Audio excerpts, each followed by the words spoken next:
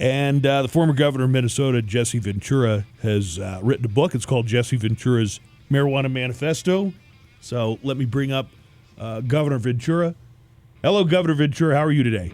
I'm doing well. How are you today? I don't know if you heard my little intro there, but what I expressed was I think this whole issue of marijuana being legal is going to happen. I don't know if you'd have to go 10 years into the future or 20 years into the future where it's just like, okay, it's no longer a crime to be smoking marijuana.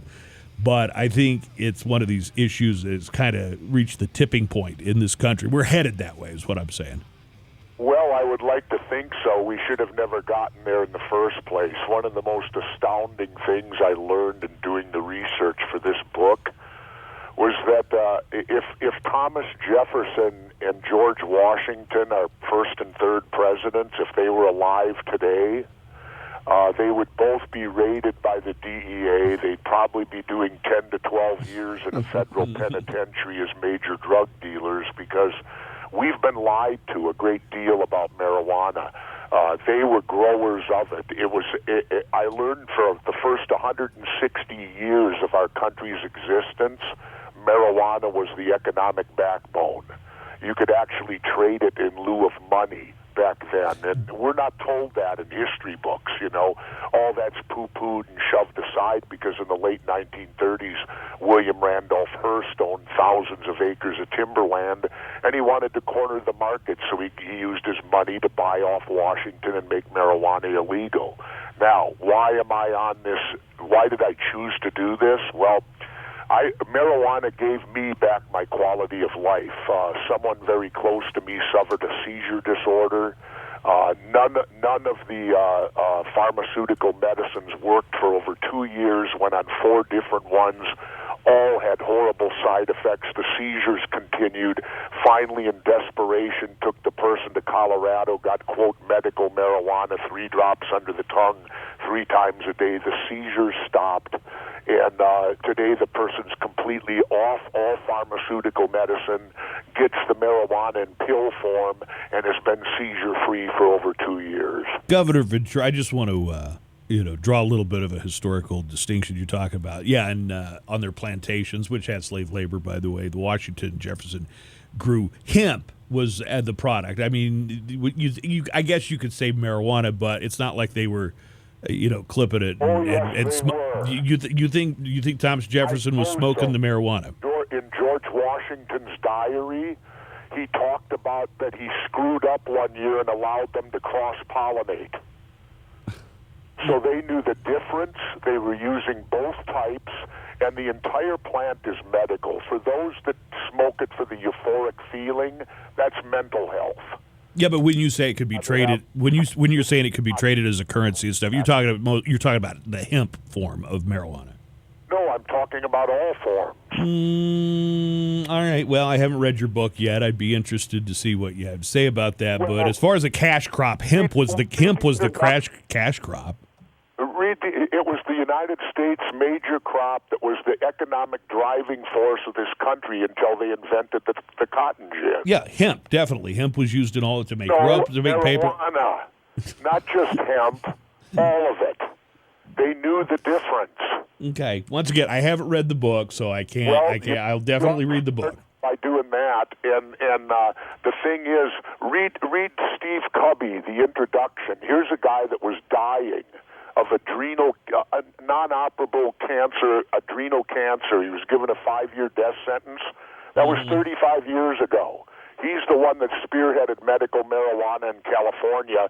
He got targeted by the DEA. They threw him in prison. His cancer came back. He was dying again. He lost 22 pounds. Finally, cooler heads prevailed. He got out. He's living in Canada now, where he can get all he wants. By the way, Canada is doing a full vote next year for the whole country for full legalization, and I hope it happens. This is jobs waiting to happen. How many people work in the tobacco industry? How many people work in the alcohol industry? This is the least dangerous of those 3. You cannot overdose marijuana. You can binge drink and die from alcohol, and of course tobacco, highly addictive, and when used properly, the end result is death. Yeah. Well, even if they legalize it, you would be able. I've never seen anybody talk about, well, you could grow it yourself. Grow it for your own uses. That's the big rub. See, that's why they won't do it. The federal government makes money keeping it illegal, and the fact is, poor people could get it free. They could grow it in their backyards. Well, the government doesn't want you getting anything free. In fact, they would charge you for the air you breathe and tax you if they could. To play devil's advocate, Governor, sorry to interrupt you. What do you think about the actual regulation of it? How can you have something that's recreational and medicinal at the same time? Easy. You have alcohol and tobacco, don't you? Not in the studio. Yeah, actually, I do have a little bit of one of those in the studio. Well, what I mean is you have those out in the world. You treat this the same way. Like I get asked all the time, well, if you legalize it, what do I do when I catch my 13-year-old with it? Simple. It's called parenting. You do the same thing as if you caught him with alcohol or if you caught him with tobacco at age 13.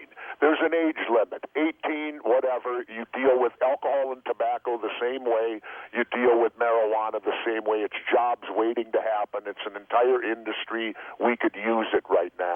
A college professor told me one time, he said, the reason that marijuana is illegal and alcohol is legal is that you could grow pretty good marijuana with a grow lamp inside a closet, but bathtub gin tastes like crap. Well, it's because then the government doesn't control it. Big Pharma doesn't control it. If you saw, if it could be controlled by the big corporations, you'd see it legal tomorrow. Well, I think it is going to be controlled by the big corporations. I mean, it's not. There's a lot that seems... The pot growers won't allow that to happen. Well, the pot growers have to get licensed by the government. They have to. Not if it becomes legal. Oh, if you're talking about if they just legalize marijuana, eat it like alcohol and tobacco and take their heads out of the sand. All right. Would you be in favor of this? They said, all right, we're not going to legalize it, but we're going to deregulate it, and we're going to make it. You got to buy it from, a federally approved grower. You got to buy it from a federally approved store that has license to do it. No, I don't want that at all. Just skip that. If that's one or the other, you wouldn't take that. Compete. Why should the government be able to choose where you get it from? It should be legal to where if poor people want to use it and grow it, they should be allowed to. My mother, every summer when I grew up in South Minneapolis, had a garden of tomatoes in our inner city backyard. We ate tomatoes all summer. You could do the same thing with marijuana, and what would be so horrific about it? Gee, it has. You can't overdose it.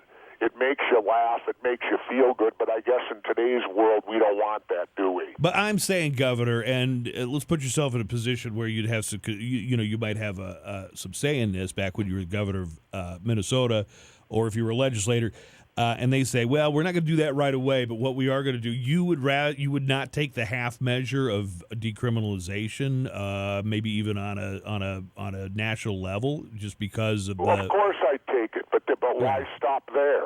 Okay, I'm just saying, if that was on the table, you would. It's like Colorado right now. They're trying to tell you that Colorado, it's legal. No, it's not completely. It's not legal. Listen, a president could get in, and if Chris Christie had been the president, he said he was going to do it.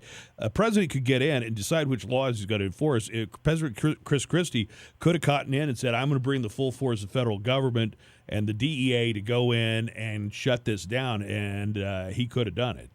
Yeah, he could have. That's right. He could do it over the will of the people. Because over 50%, this is the issue. Americans want a clean house in Washington. This is the issue you could do it on. Because over half of Americans want full legalization now, and it's the federal government telling us we can't. Guess what? They work for us. We don't work for them. We're the employee, the employer. They're the employee. This is an issue where we could rise up and tell the federal government what we want, and that you're not our parent, and that we want legalization now. And it's a great issue to do that on for the people of America to take back their country, because we've lost our country right now to Washington. Other than Chris Christie saying that he was totally going to clamp down on it, you really didn't hear about marijuana or legalization or any of that stuff talked about in this presidential. The wars either, do you? What's that now? The wars. I heard quite a bit about the wars. Bernie Sanders was for war it. on drugs. Oh, the war on drugs. The war on drugs. It's a major failure. That's what's caused the militarization of your police forces. That's what's caused this attitude of shoot first, ask questions later. And the whole war on drugs was admitted by, I think, Ehrlichman when Nixon started it. It was done with a racial bias. Well, marijuana is a big part of the war on drugs. Marijuana is a big part of the war on drugs, Governor, but then there are other drugs, too.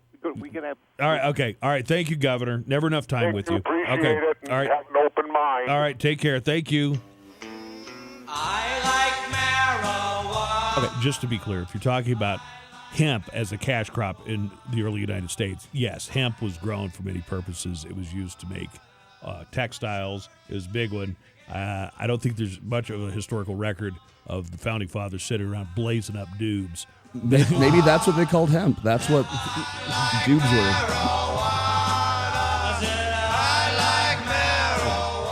I just want to clarify here, though, that when Governor Ventura, once again, I haven't read his book, but when he's talking about marijuana being a huge cash crop during the early days of the United States and before the United States, he's talking about hemp, which is the fibrous plant. Fibrous plant, that's right. Governor Jesse Ventura's book is called Jesse Ventura's Marijuana Manifesto. Yeah, I guess if they legalize, I mean, if it's like, oh, it's legal, it's totally legal, why wouldn't you grow it? Yep. Like a tomato. Like if tomato's legal, why don't you just grow it in your own yard, right? Because everybody would have the best stuff. Yeah. You know what? I wanted to ask him, what is the first step? Is there a referendum that everybody has to vote on, or do they have to declassify? I don't understand what the first step would be. First step? I don't know. Ask Brandon. He's from Oregon. What was the first step in Oregon? Vote yes on Prop 9 or whatever. I don't know. The prop is vote on it, or try. No, probably before that, try and get. No, it started out medicinally. Yeah, that seems to be kind of the pattern at this point. Is you get the states that they allow medical marijuana, and then you just kind of go down that road. Recreational, and then hopefully one day. Because you have states like California where it's not technically legal, but if you want it, you just go to a doctor and be like, I have anxiety. Mm-hmm. Yeah. Why do you have anxiety? Because I don't have marijuana. Well, you go. It's not legal anywhere, right? The DEA is just not. It's not legal in the United States because it's federal law, right? And there's federal regulation. It's just a matter of the president that we have currently, Obama, has decided to tell the federal drug enforcement agencies to stand down on states that have legalized it. That have decided on their own, basically. Yeah, that's right. The president makes that decision, and this is a law, which it is still a law, that he has told the feds,